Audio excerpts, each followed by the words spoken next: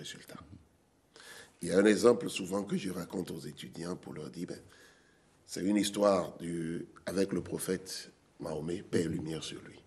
Il y a un jour, le gars est tellement pauvre que manger même une fois par jour est difficile. Ça veut dire qu'il fait partie des Wamamono. Manger une fois par jour est un problème. Et il est allé voir le prophète, il dit, prophète, paix et lumière sur toi, mais écoute, toi qui parles avec Dieu et les anges, demande à Dieu qu'est-ce que moi j'ai fait pour que je ne puisse pas quand même satisfaire mes besoins les plus primaires. Des fois, il faut que je fasse des jours avant de pouvoir trouver un plat. Moi aussi, je veux être prospère. Je demande à Dieu, je veux au moins... Et le prophète dit, bon, je vais prier. Il revient dans 3 jours. Le prophète prie. Il revient, le prophète lui dit, mais on a dit que dans cette incarnation, toi, tu n'es pas venu pour être riche.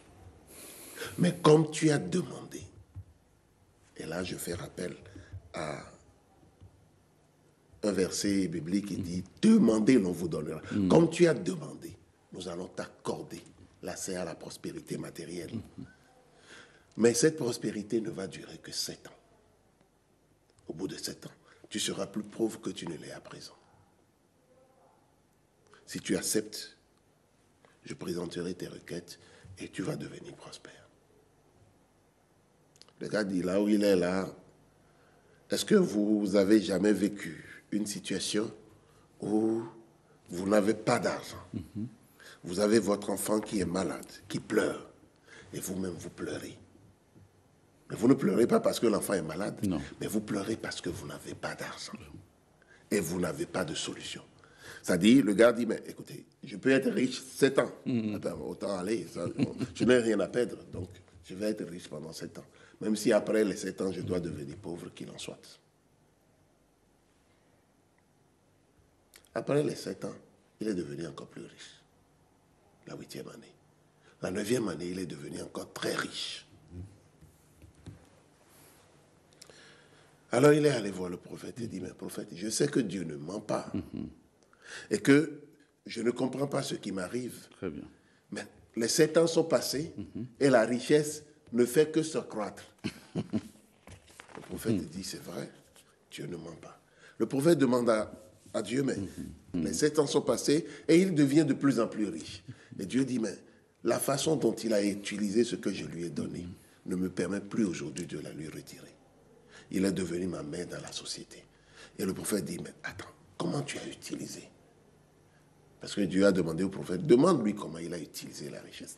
La plupart du temps, pour des gens simples, quand tu trouves l'argent, on te dit, dans 7 ans, tu ne vas plus avoir. On va placer l'argent, on fait des placements, ainsi de suite. Mais on oublie une chose.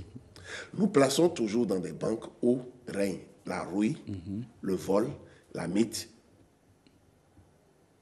Des gens ont placé tout leur épargne de retraite dans des institutions qui du jour au lendemain ont fait banqueroute.